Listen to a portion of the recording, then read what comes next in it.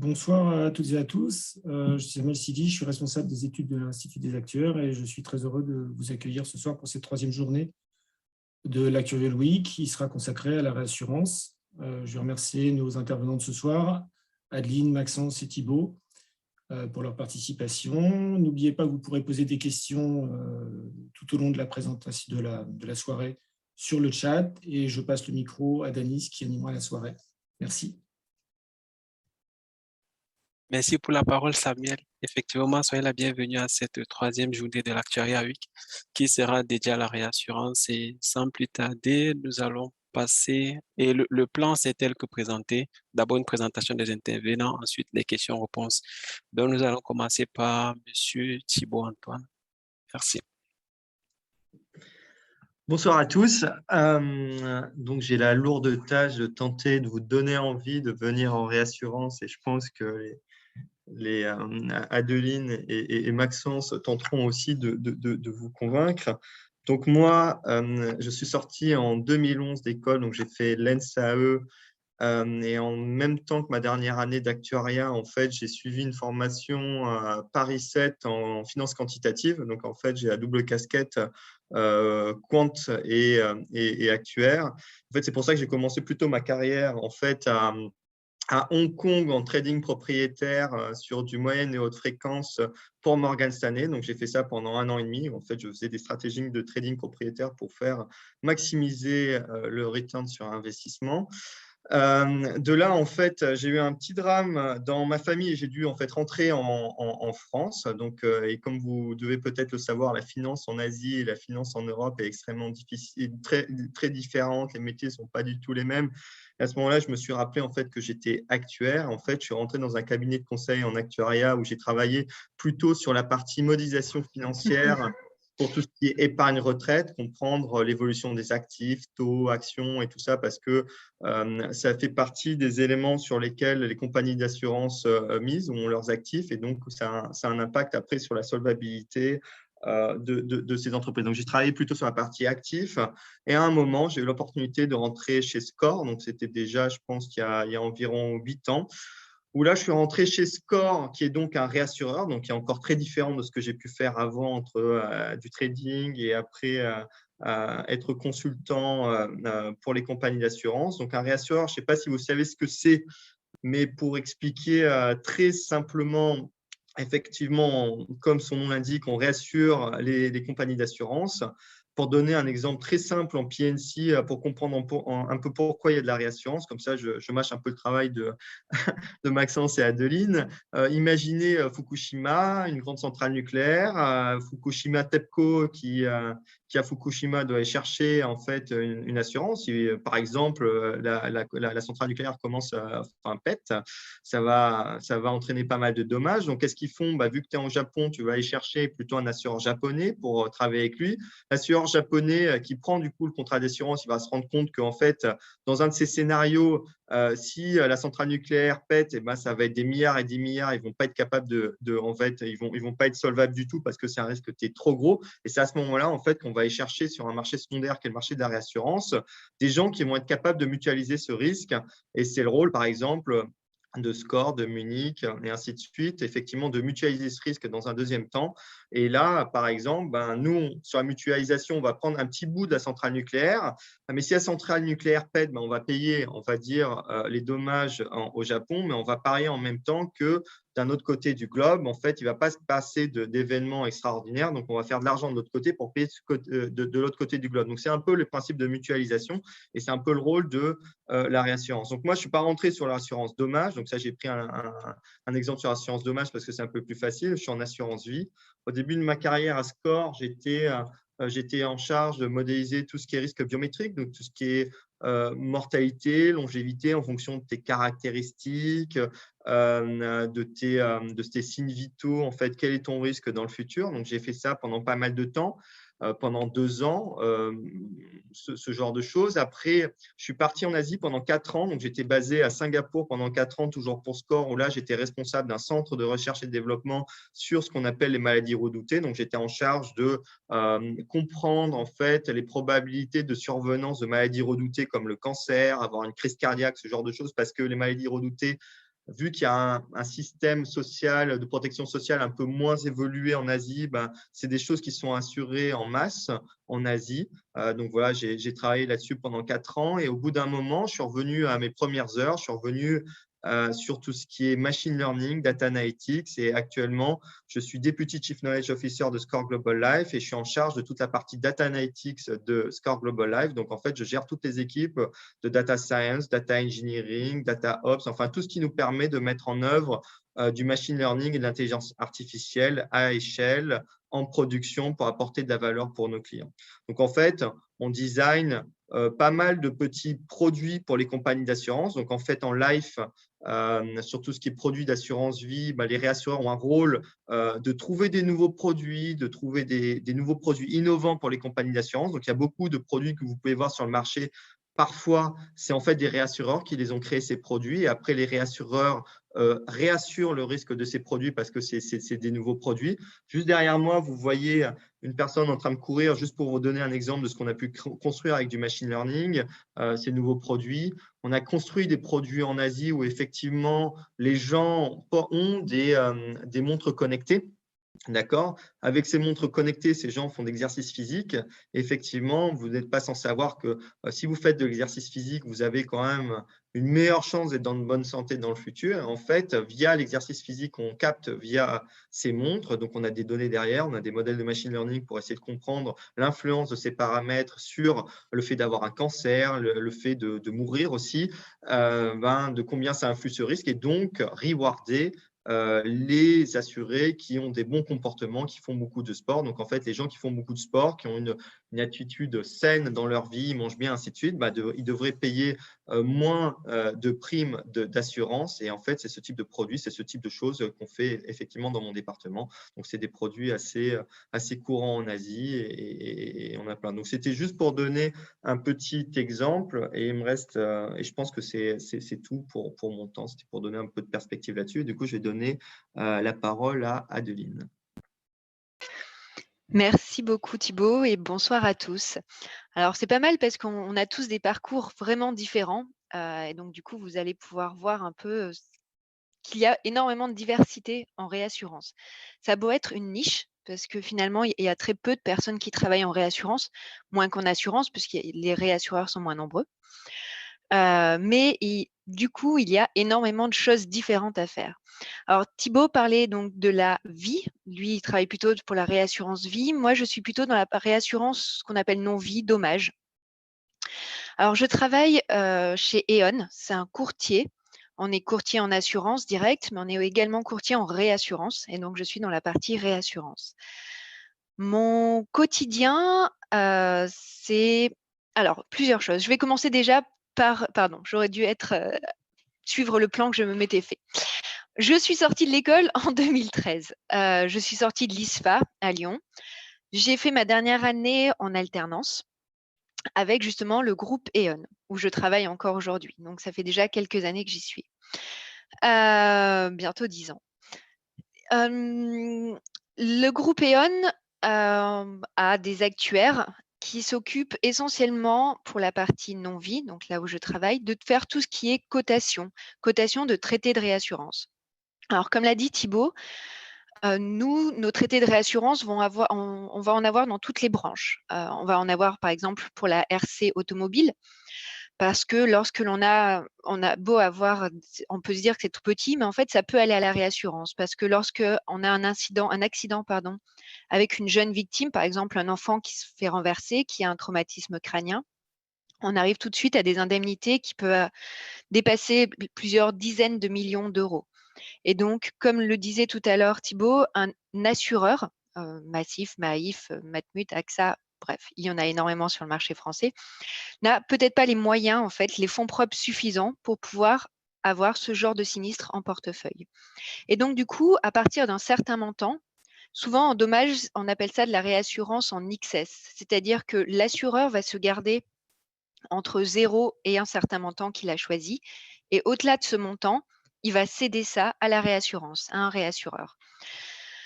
Et donc, du coup, notre métier de courtier, nos clients sont donc les assureurs, ceux que je citais notamment tout à l'heure. ils vont venir vers nous en nous disant, voilà, j'ai un portefeuille automobile ou j'ai un portefeuille habitation. Pour la réassurance en habitation, ça va plutôt être tout ce qui est risque climatique. Donc, une grosse tempête qui traverse la France va faire énormément de dommages. Pareil, l'assureur n'a pas forcément les fonds propres suffisants pour les dédommager, les indemniser. Et donc, du coup, l'assureur arrive vers son courtier, lui dit, voilà les caractéristiques de mon portefeuille. J'ai tant d'assurés automobiles, ils ont telles caractéristiques, ils sont jeunes, vieux, etc. Ils conduisent comme ça, parce qu'on va avoir aussi un historique de sinistralité. Et à partir de ça, on a des modèles qui nous permettent de donner un prix à une structure de réassurance. Donc, il y a plusieurs phases. Il y a déjà trouver la bonne structure de réassurance, c'est-à-dire la structure qui va être adéquate à l'assureur. Et après, trouver les réassureurs qui veulent bien prendre cette structure de réassurance, souscrire cette structure de réassurance. Souvent, en réassurance, ce n'est pas un réassureur qui va prendre toute la structure, c'est un pool de réassureurs. Ils vont chacun avoir un pourcentage du traité. Et ils vont se partager. Souvent, on a quand même ce qu'on appelle un leader, un réassureur leader qui va dire le prix, qui va décider le prix et qui va accepter parfois certaines acceptations spéciales, des choses comme ça. Je me rends compte que l'exercice n'est pas facile parce qu'on ne voit pas la tête des auditeurs et donc du coup, on ne sait pas si vous comprenez, si vous ne comprenez pas. On le verra tout à l'heure sans doute dans la question. Je poursuis. En tout cas, nous, on acquiesce. Merci. Donc voilà, ça c'était mon premier métier. Quand je suis arrivée chez E.ON, j'étais dans les équipes qui cotaient ces traités de réassurance et qui donnaient leur avis aussi bien est-ce que ça va être efficace pour solvabilité 2, des choses comme ça. Je suis restée dans cette équipe qu'on appelle chez nous analytique pendant 5 ans. Et donc, du coup, j'ai progressé là-dedans. Et puis après, j'ai voulu voir un peu l'autre côté du courtage en réassurance. Je suis passée côté commercial. C'est-à-dire que l'actuaire a accès au client. L'actuaire va présenter toutes les études qu'il fait. En tout cas, chez nous, l'actuaire va présenter toutes les études qu'il fait au client et au broker, bien sûr, etc. Mais il me manquait la phase un peu de négociation que l'actuaire n'a pas forcément. Et donc, du coup, dans une seconde phase, donc depuis ces 5 dernières années, je suis donc commerciale et donc j'ai plus justement ce côté négociation. C'est-à-dire que maintenant, mon métier, j'ai l'avantage de connaître les chiffres, j'ai l'avantage de savoir comment ils ont été faits puisque je les faisais avant. Et maintenant, je peux les opposer aux arguments des réassureurs parce que forcément, on a tous une vision différente du risque.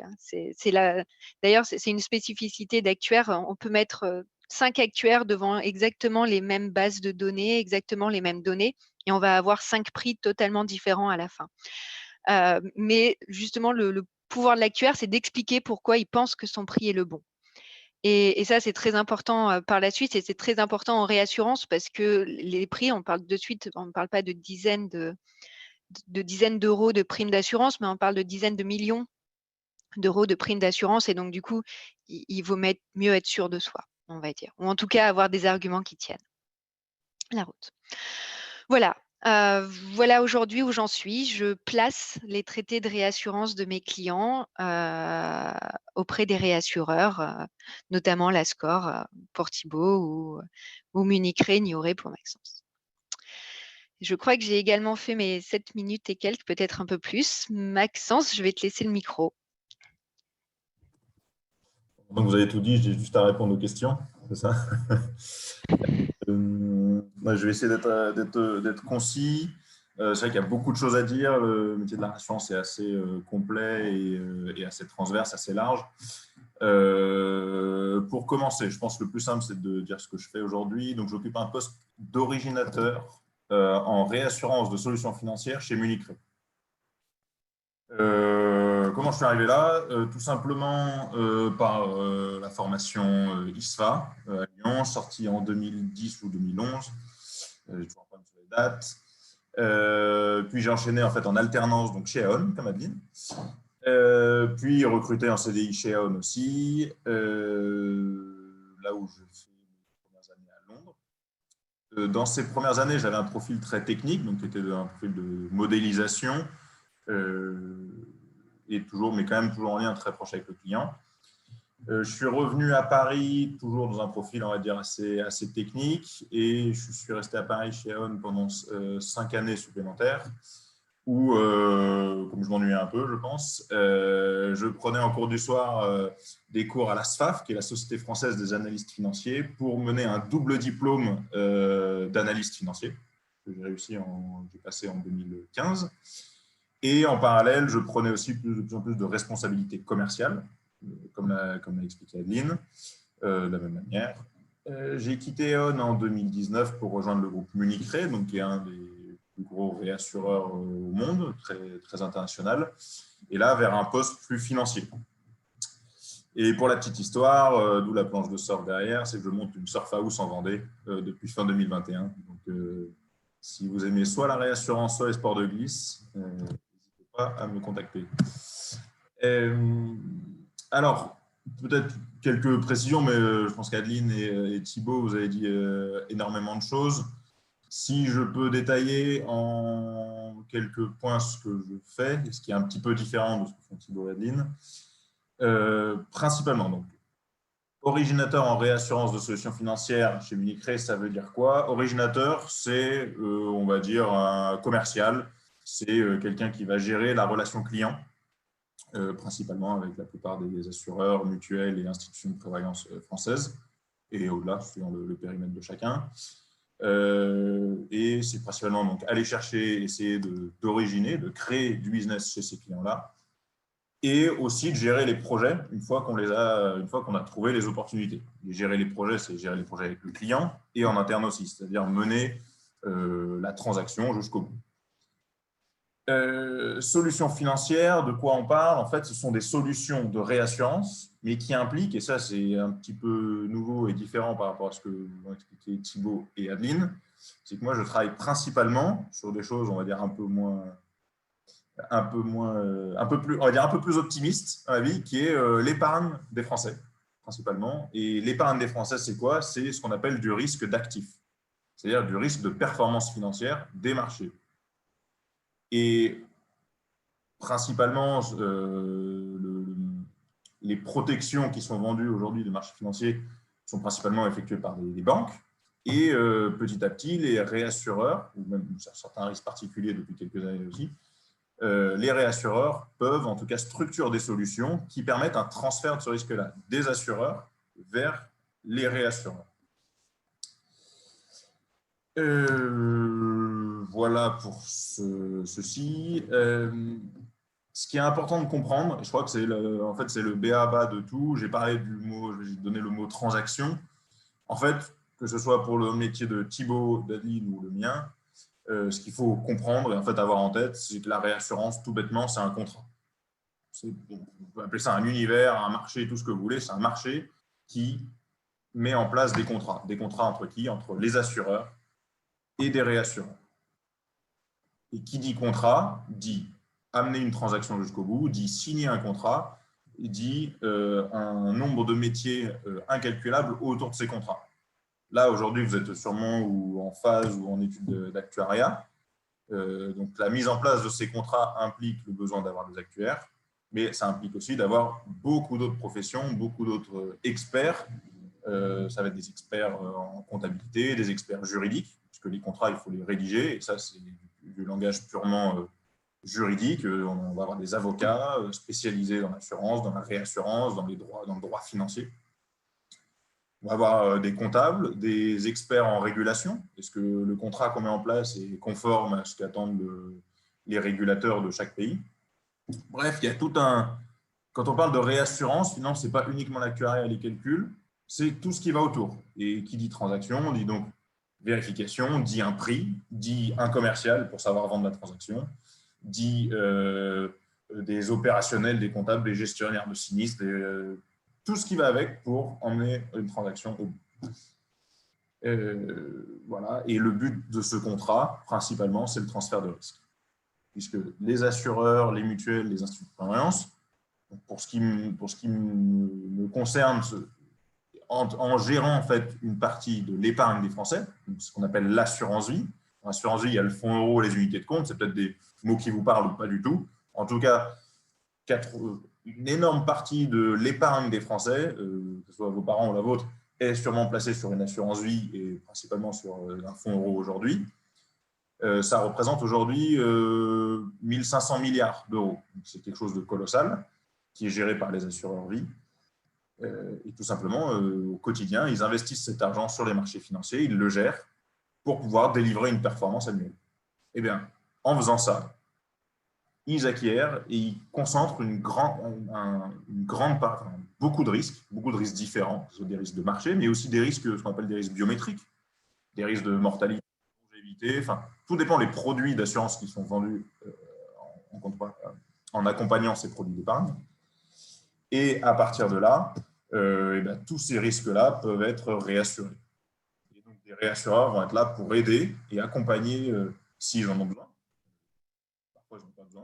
Parfois, le commercial a beau essayer de les convaincre, ça ne fonctionne pas. Mais en tout cas, quand ça fonctionne, ils peuvent avoir besoin d'aide. Et donc, on met en place des contrats, on les calibre, on va leur donner un prix, on va les mettre en place, on va vérifier que tout cela fonctionne bien.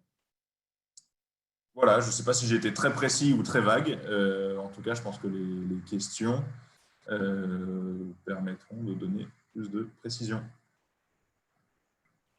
Merci pour vos différentes présentations. Elles étaient toutes très intéressantes. Et parlant de transfert des risques, la première question sera adressée à Madame Meyran. Et la question, c'est pourquoi n'existe-t-il... La première question, elle est au niveau des transferts des risques. Ouais, c'est pourquoi en général, dans les traités en excédent des sinistres, on divise ça en plusieurs tranches. Vous avez la parole. Alors, ça dépend. Parfois, il y a plusieurs tranches, parfois, il n'y a pas plusieurs tranches. C'est une stratégie de placement auprès des réassureurs. Parce qu'en fait, les réassureurs vont avoir on appelle ça de l'appétit différent. C'est-à-dire qu'il va y avoir certains réassureurs qui vont, dans leur plan stratégique, ils préfèrent des tranches qui marchent, enfin, en tout cas, des traités de réassurance qui jouent souvent. Et donc, il y a un gros volume de primes, mais il y a une grosse sinistralité à côté, et ça leur convient. Dans leur business plan, c'est fait pour. Et puis, il y a certains réassureurs qui, au contraire, veulent absolument pas de sinistralité, qui vont donc aller dans le très haut des tranches. Et donc, du coup, quand on a un programme, par exemple, événement naturel, donc vent, tempête, etc., on va souvent le diviser parce qu'on va avoir des appétits différents. Comme ça, on aura peut-être certains réassureurs qui vont préférer les tranches très basses et d'autres qui vont préférer les tranches très hautes. Et donc, du coup, on aura plus de chances de le placer. Après, ça peut être une stratégie de ne pas avoir de tranches si on pense que l'appétit sera de partout ou alors qu'on peut avoir du mal à placer certaines tranches. La stratégie peut être d'avoir qu'une seule tranche. Super, merci bien pour Je la voulais juste réponse. rajouter, pardon, je Oui, voulais juste rajouter un petit point tout à l'heure. C'est Maxence qui m'y a fait penser en parlant. Un grand point, quelque chose de fantastique dans la réassurance, c'est qu'on rencontre des gens différents tous les jours. On va rencontrer des gens qui sont experts dans la météo. On va rencontrer des gens qui sont experts dans tout ce qui est sismologie, parce que c'est le genre de risque qu'on réassure. On va avoir des gens qui sont experts en politique, parce qu'il va y avoir les risques politiques à réassurer. Et donc, en fait, on est entouré d'experts. Et si on est un tout petit peu curieux, on peut trouver énormément de réponses à toutes nos questions. Voilà, c'est le monde de la réassurance. Ok, super, merci beaucoup du complément. La prochaine question va s'adresser à Monsieur Thibault et c'est principalement à quel point est-ce que vous êtes plongé dans les chiffres au quotidien, étant donné que vous utilisez les modèles de machine learning.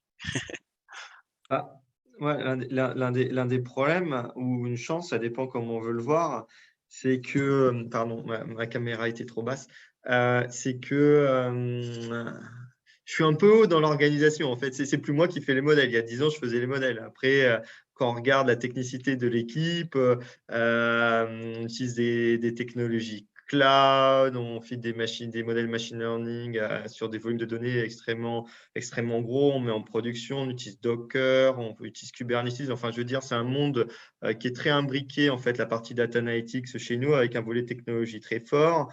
Moi, mon job, ce n'est plus de regarder vraiment les chiffres dans le détail. Ça, c'est le travail de data scientist qui travaille sur les modèles. Moi, mon travail, c'est plutôt d'organiser la stratégie, c'est-à-dire c'est quoi les choses sur lesquelles on doit travailler, quels sont les projets qu'on doit mener à bout pour vraiment amener de la valeur à nos clients assureurs, amener de la valeur aussi aux assurés à la fin, parce que comme je vous l'ai dit un peu dans ma présentation, on crée aussi des produits d'assurance. Donc, ces produits d'assurance, il faut qu'ils aient un sens. Il faut qu'ils permettent à l'assureur en fait, de retrouver de la valeur dans le produit d'assurance, que ça ne soit pas jouer transactionnel, parce que l'assurance, jusqu'à très peu de temps, c'était on faisait un contrat, on s'assurait contre quelque chose et on revoyait peut-être l'assureur au moment du sinistre. C'était très transactionnel, si vous voyez ce que je veux dire. Il y avait aucune relation. Et généralement, quand ça se produit comme ça, la relation à la fin peut être très abrupte, si vous voyez ce que je veux dire. Envoyer un gros chèque à l'assureur en lui disant maintenant vous payez, bah, il y a des questions qui se produisent, des questions difficiles quand vous avez vécu un événement triste dans votre famille. Votre père est décédé, mais est-ce que le décès correspond bien aux clauses sur lesquelles vous avez souscrit contrat d'assurance? Si votre père, par exemple, buvait beaucoup d'alcool, il meurt d'une cirrhose du foie, ben, l'assureur peut vous dire, bah, écoutez, attendez, il est mort d'une cirrhose du foie, mais c'est exclu du contrat d'assurance que vous avez souscrit. Donc, ça peut créer des drames. Et du coup, c'est ce genre de choses sur lesquelles je travaille, c'est retrouver un peu du sens sur ces produits d'assurance, essayer de créer un lien plus fort avec les assureurs via le machine learning, trouver des interactions et tout ça, pour retrouver un climat un peu plus, on va dire, un peu plus optimiste, un meilleur climat, on se comprend mieux. Enfin, c'est pas la Gestapo à la fin quand il y a un sinistre qui se produit. Voilà, ce genre de choses. C'est sur ces choses-là qu'on travaille. Mais moi, je regarde pas. Moi, je définis ces stratégies, mais je regarde pas forcément les chiffres au jour le jour. Et globalement, Merci. Oui, pour oui, oui, intervenir monsieur, là-dessus, merci. globalement, enfin, les chiffres font partie du métier. Enfin, on est dans un métier qui se trouve dans le métier de la finance. Globalement, il y a des chiffres au quotidien. Enfin, mais comme le dit Thibaut, après, ça va être une question de responsabilité, mais en tout cas, on gère des chiffres au quotidien. Après, est-ce qu'on les voit ou pas, c'est une chose différente, mais en tout cas, on gère des chiffres au quotidien. Et je vois juste en dessous une question justement sur le type de chiffres qu'on analyse entre la finance quantitative et l'actuariat. Les deux sont. Alors, il y a des différences. En fait, c'est tout simplement. Dans les deux cas, c'est des mathématiques. L'un est appliqué à des produits financiers purs, des produits financiers qui se trouvent sur les marchés financiers. L'actuariat, ça va être des mathématiques plus appliquées à des produits d'assurance. Mais dans les deux cas, c'est des mathématiques qui ont le même socle théorique, si ma mémoire est bonne. Et, et les deux peuvent se rejoindre. Enfin, typiquement, dans le cas de solutions financières en réassurance vie, donc, encore une fois, ce qui concerne les produits d'épargne, parce qu'il y a un marché énorme en assurance aujourd'hui et potentiellement en réassurance, on est à la frontière entre ces deux mondes-là, entre la finance quantitative et l'actuariat. C'est ce qui en fait quelque chose de hyper intéressant, puisque on confond, enfin, on essaie de mélanger les produits, les théories mathématiques pour en faire quelque chose de puissant et pour toute la chaîne, pour le client final qui va avoir une meilleure performance sur son investissement, pour l'assureur, pour le réassureur. Et la différence là-dessus, je dirais que l'actuaire est un super généraliste. Enfin, je veux dire, Adeline le mentionnait, on doit comprendre, l'actuaire doit modéliser le risque. Il doit comprendre quand on fait une modélisation sur du risque CAT ou biométrique, tu dois comprendre un peu comment ça se passe derrière. Mais il faut comprendre aussi la partie contrat, les traités derrière, enfin, toutes ces choses-là. C'est un super généraliste, l'actuaire, que le trader en finance quantitative, il va être spécialisé, et moi j'étais spécialisé dans un type de produit, c'est tellement technique, tu vas pousser la technique à fond sur un produit, tu vas être spécialisé en cross-asset trading et tu feras du cross-asset jusqu'au jour où tu changes on va dire, d'area dans la finance quantitative, mais c'est très spécialisé. C'est des maths très spécialisés sur des produits. C'est des modèles spéciaux, les meilleurs modèles qu'il y a sur ce type de produit et ainsi de suite. L'actuaire, c'est un super généraliste, je dirais. Très, très, très, très bon partout, alors qu'en finance quantitative, tu te spécialises vraiment dans une partie de la finance quantitative en banque. Ok, merci beaucoup du complément, Thibaut. La prochaine question sera adressée à Madame Adeline. C'est en fait en assurance classique, on se rend compte d'un code des assureurs. Est-ce qu'en réassurance, on peut parler d'un code spécifique? Alors, c'est une très bonne question. Quand je l'ai lu, je me suis dit, alors j'ai ma petite idée, mais sans pouvoir être sûre. Alors, en effet, on n'a pas de code, ça c'est certain. Mais en fait, on se base sur tous les codes qui existent, qui ont été cités, c'est-à-dire les codes des assurances, de la sécurité sociale et tout ça. Le but du contrat de réassurance, c'est qu'il colle exactement à au contrat d'assurance. C'est-à-dire qu'il ne faut pas qu'il y ait de trous dans la raquette. Quand l'assureur a un gros sinistre, il faut qu'il soit sûr que ces réassureurs prennent en tout cas une partie de ce gros sinistre. Et donc, du coup, tous nos traités de réassurance, en tout cas pour la partie property, sont vraiment calés au code des assurances. On fait très attention à ce qu'on suive bien tous ces codes, mais en effet, on n'a pas un code propre. On suit les codes de l'assurance, de la sécurité sociale, etc.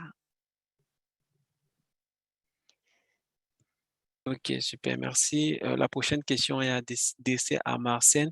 Dans quel sens ton diplôme d'analyste est en lien avec ton métier de réassureur? Et tu peux donner quelques exemples. Alors, les exemples, c'est assez compliqué, mais on va dire que le diplôme d'analyse financière en fait a beaucoup ouvert à tout ce qu'on a au monde, ce qu'on appelle de la corporate finance.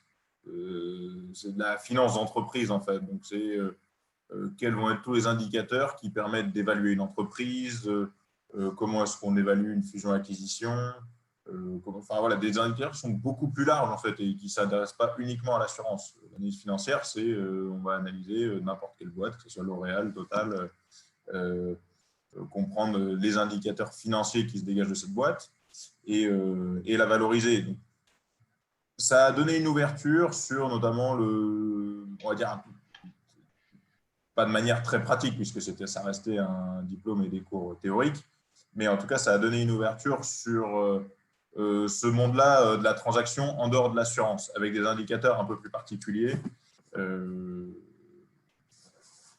Voilà, c'est intéressant en tout cas. Ok, super. La prochaine question à Monsieur Thibault. Est-ce que les réassureurs acceptent tous les risques? Et comment ça se passe le partage des cotisations avec le client, l'assureur? Wow, c'est une bonne question. Non, nous n'acceptons pas tous les risques.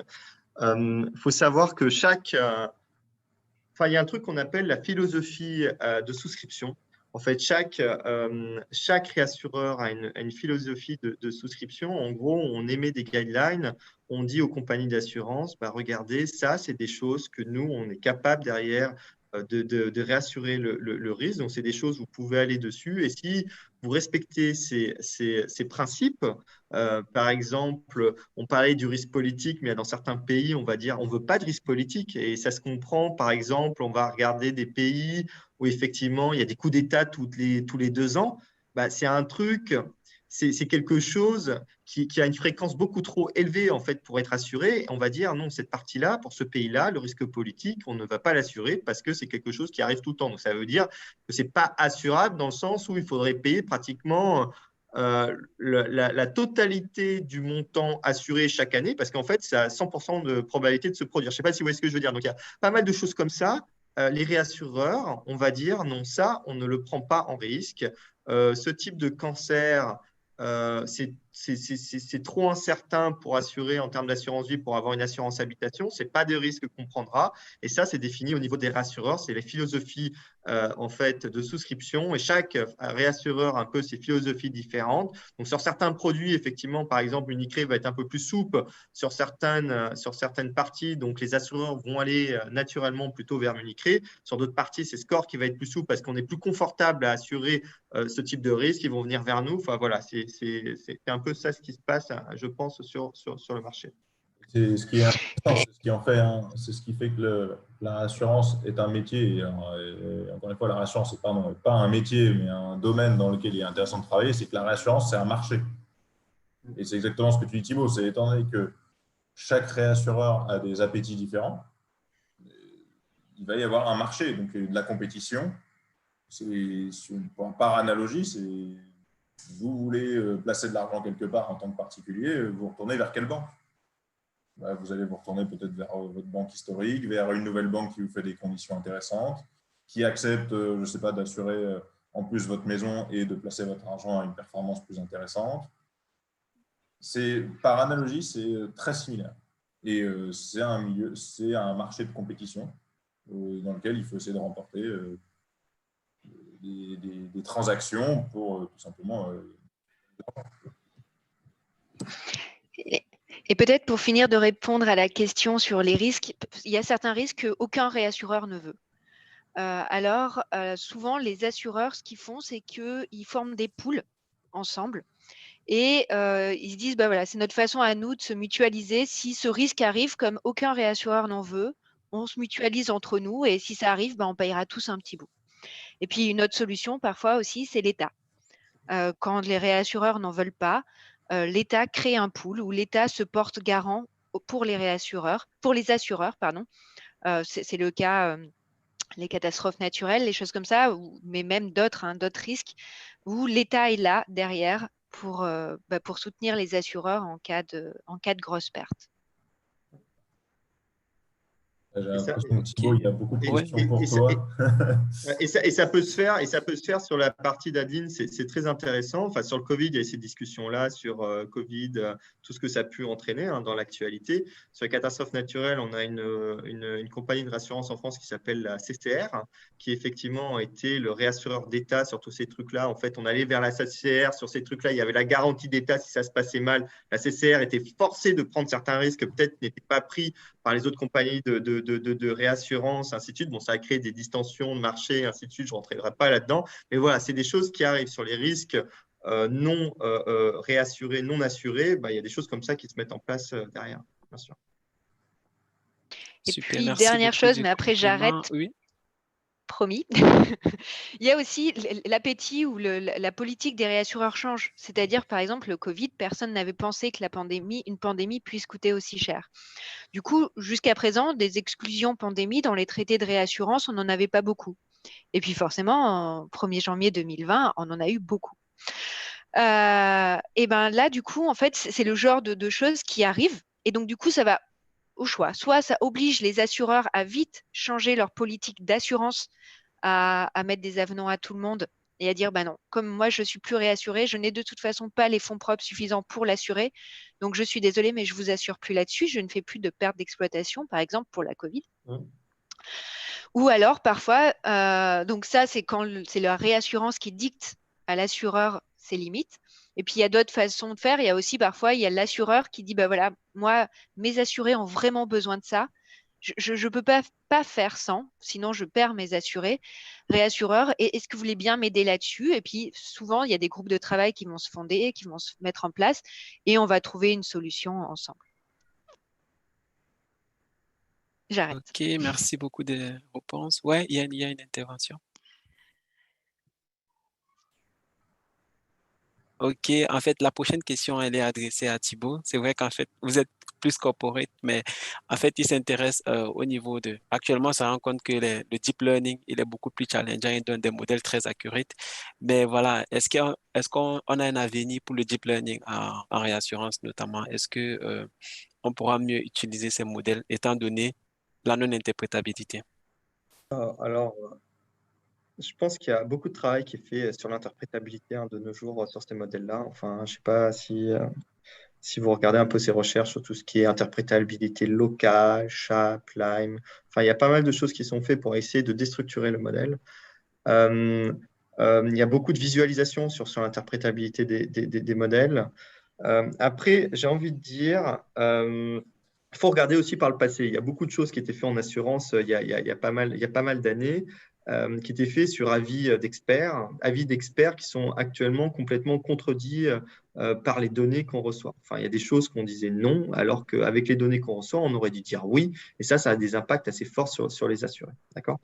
Donc maintenant, le machine learning, le deep learning, c'est un outil pour essayer de trouver les dynamiques dans les données. Vous devez le savoir mieux que moi si vous travaillez sur le sujet, si vous avez vos cours et ainsi de suite. Après, machine learning traditionnel, deep learning, on a les mêmes méthodes après de post-processing pour comprendre les modèles. Un modèle de machine learning traditionnel comme du XGBoost, c'est aussi compliqué qu'un modèle de deep learning à la fin pour faire l'interprétabilité. On a des méthodes standards pour expliquer l'interprétabilité et c'est ces choses-là après qu'on montre au régulateur pour faire valider nos modèles. Donc, il y a pas mal de choses qui ont été faites sur l'interprétabilité de ce côté-là. Et les modèles de deep learning, oui, on commence à en avoir de plus en plus.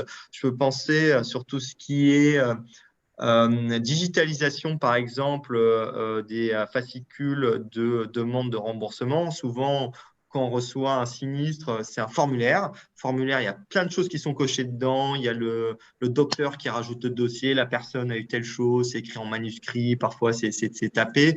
Et ben, on utilise énormément de deep learning pour comprendre ce qu'il y a dans ces documents de manière automatique et proposer en fait à la personne qui va valider le sinistre du côté de l'assurance. Et regarde, le modèle deep learning, c'est du BERT, enfin ce genre de choses. Ah, regarde ces passages-là, c'est ça qui va t'intéresser pour dire oui pour le sinistre.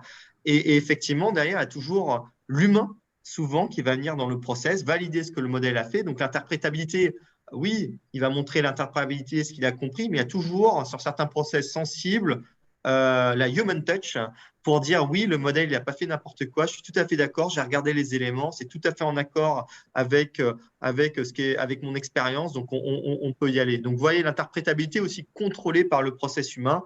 Et oui, on utilise de plus en plus de deep learning parce qu'on a de plus en plus de données. Enfin, c'est un monde, l'assurance et la réassurance, où il y a beaucoup de données.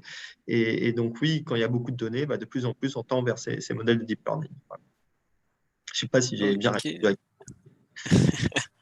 Ok, super. La prochaine question s'adresse à Madame Adeline.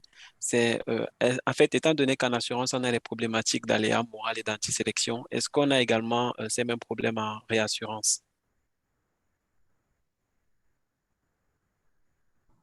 En mute, Tiens, mieux, tu as dit.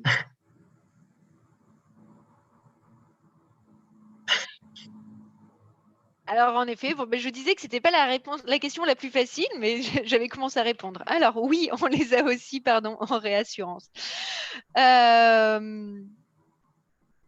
Donc les aléas, pardon, ça m'a perturbé d'être mieux. Les aléas morales, oui, on les a en réassurance. Seulement, comme le disait Maxence tout à l'heure, on a énormément de collaboration avec tout ce qui est juridique. On a tous, aussi bien chez les courtiers, chez les réassureurs et chez les assureurs forcément, énormément de personnes qui travaillent sur la partie juridique. Je ne sais pas comment répondre mieux. Je ne sais je pas si saurais vous pas voulez non plus m'aider. répondre. Les questions sont très précises, finalement. Je vais peut-être vous donner un petit exemple. C'est souvent lié en fait, à la sélection du risque et à la distribution en fait, des produits d'assurance. C'est-à-dire que les rassureurs, souvent, ils vont assurer des produits d'assurance qui sont souvent construits en vie avec les compagnies d'assurance. Et je vais vous donner un exemple. Un jour, on a construit, je ne dirais pas qui, un produit d'assurance en Corée qui était là pour protéger sur le décès des gens et donner en fait de l'argent pour les enterrements, ce genre de choses. C'est ce qu'on appelle des garanties funéraires, d'accord? Ces produits d'assurance, on a dit, ah bah, c'est bien, c'est super, il y a ce besoin en Corée, et on va distribuer ce produit via des agents porte-à-porte. Donc, des gens, c'est des distributeurs, ça ressemble à des courtiers, un peu comme l'agent général d'AXA, sauf qu'en Corée, c'est des gens qui prennent le produit, qui vont aller souscrire le produit porte-à-porte. Il s'est trouvé que ces gens-là sont allés dans tous les hôpitaux du coin. Ils ont vendu ça à toutes les personnes qui étaient sur leur lit de mort. Et du coup, pour 1 euro reçu, on a dû payer 15 euros de l'autre côté. C'est juste pour vous dire ça, c'est de l'antisélection. Parce qu'effectivement, la distribution du produit d'assurance a été mal faite.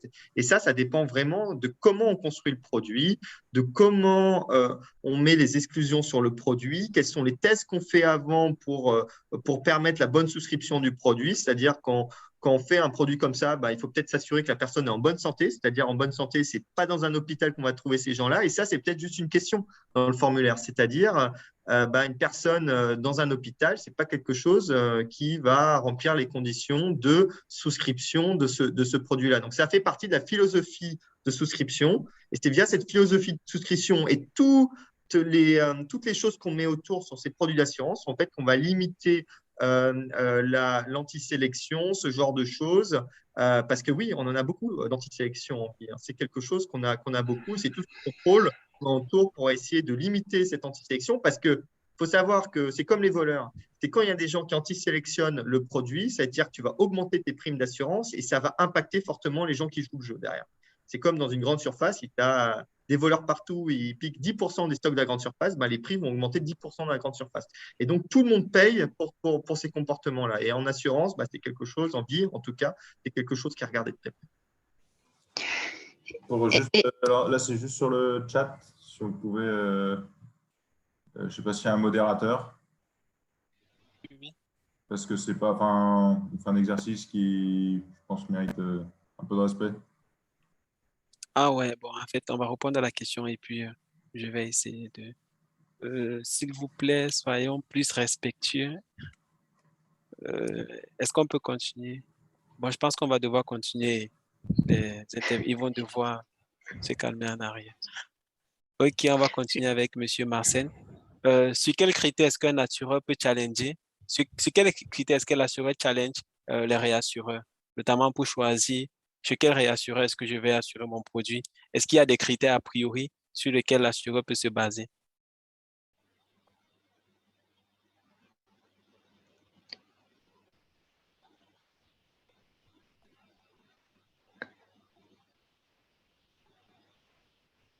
Alors, je pense qu'en effet, là, les commentaires, il va falloir les stopper parce que c'est pas du tout approprié, en tout cas. Bon, je pense que ouais. Je suis en train de m'en occuper, excusez-moi, je suis en train de regarder parce que les gens se déconnectent au fur et à mesure, donc c'est un problème, je suis en train de regarder. Merci beaucoup.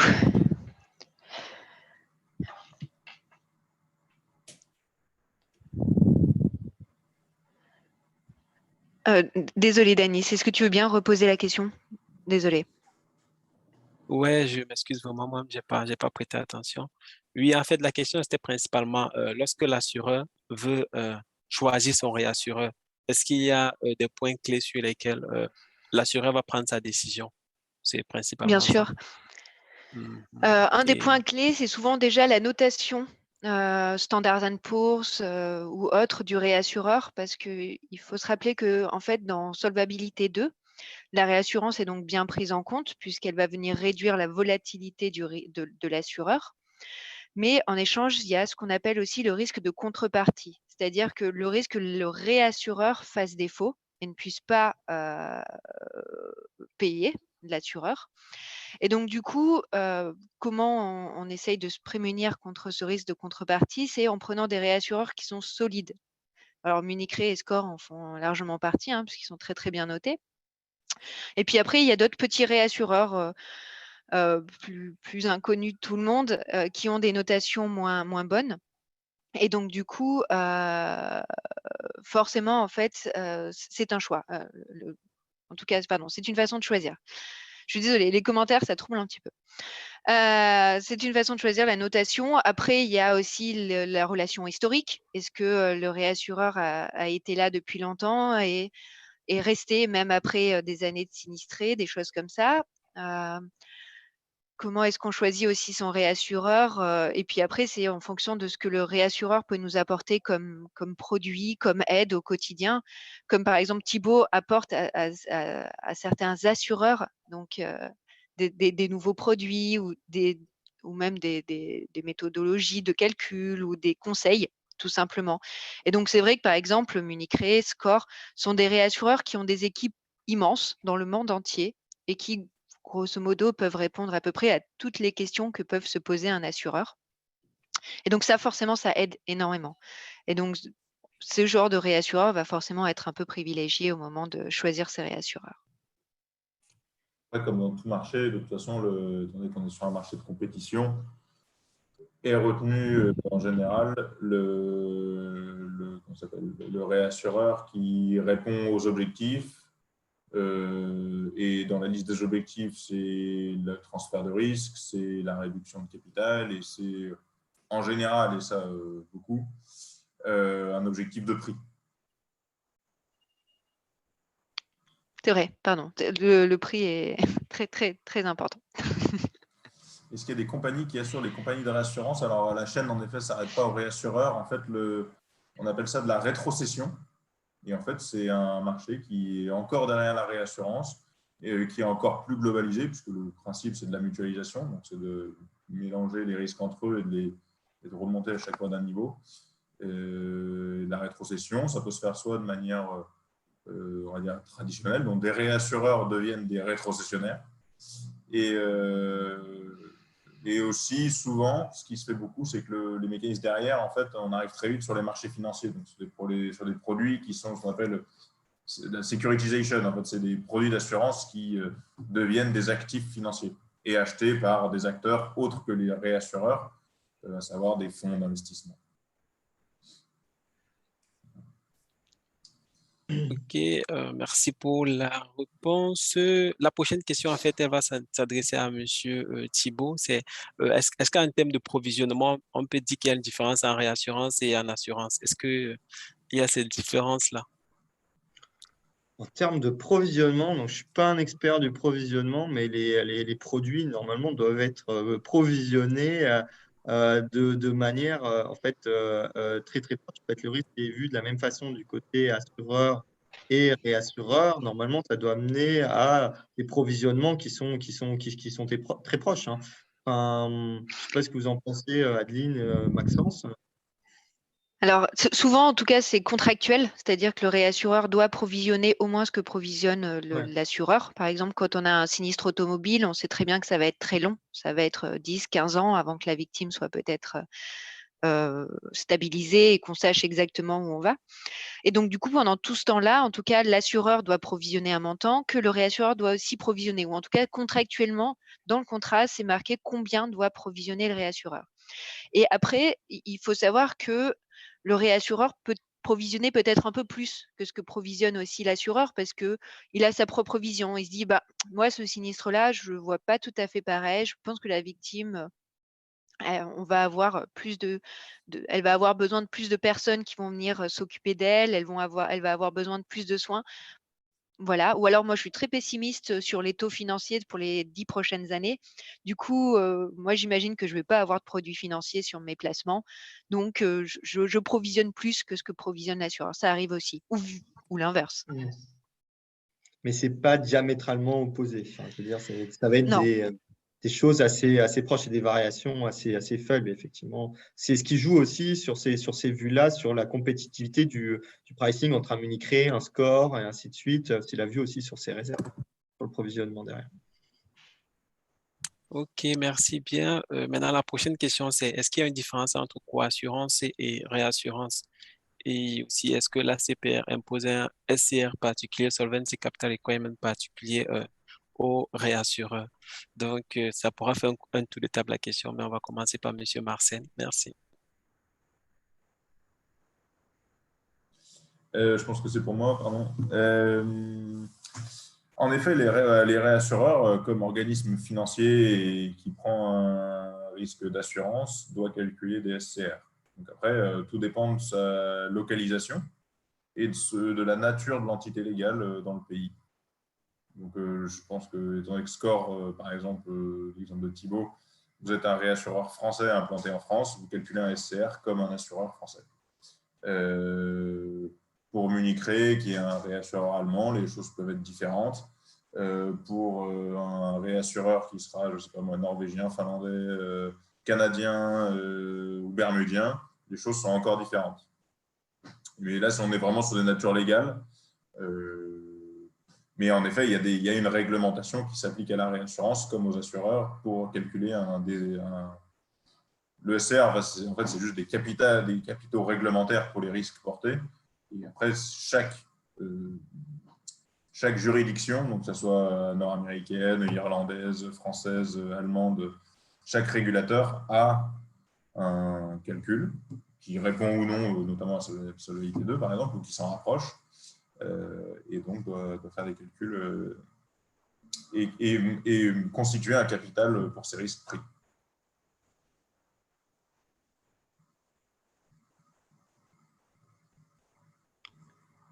Alors, je pense qu'il y a une question sur comment marche. Ok, merci beaucoup pour la troisième fois, une question sur comment marche la gestion de police de réassurance. Je pense que c'est la question que je ne suis pas sûr de vraiment comprendre, mais en tout cas, si c'est comment on crée une police d'assurance jusqu'à comment elle est dénouée, bah, c'est la vie d'un contrat. C'est un commercial qui va essayer de convaincre un client, c'est un client qui va donner son accord, c'est un juriste qui va écrire le contrat, c'est un actuaire qui va donner le prix du contrat ou de la police, on appelle ça. C'est après des directeurs, des responsables qui vont signer ce contrat-là, et ce contrat va être mis en place.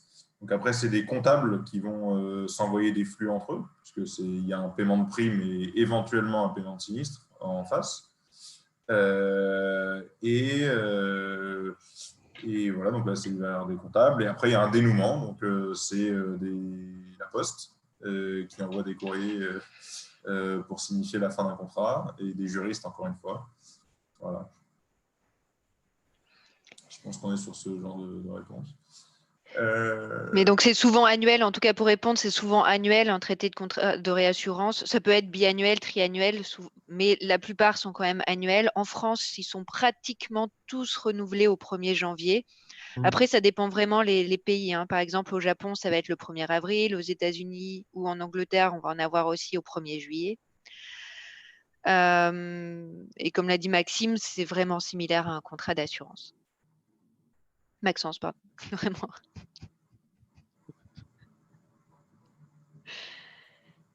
Ok, merci beaucoup pour la réponse. La dernière question, c'est comment adoptons-nous les structures de réassurance par rapport aux différents risques de l'assureur, notamment des XS, QP, etc.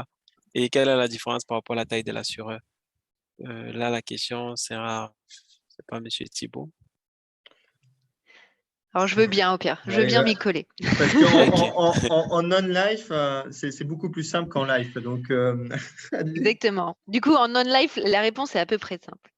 Alors, QP, ça veut dire quote-part. Et donc, ça veut dire que c'est une cession proportionnelle. C'est-à-dire que l'assureur va céder au réassureur une partie, ça peut être 10%, 15%, en tout cas un pourcentage de ses primes et de ses risques.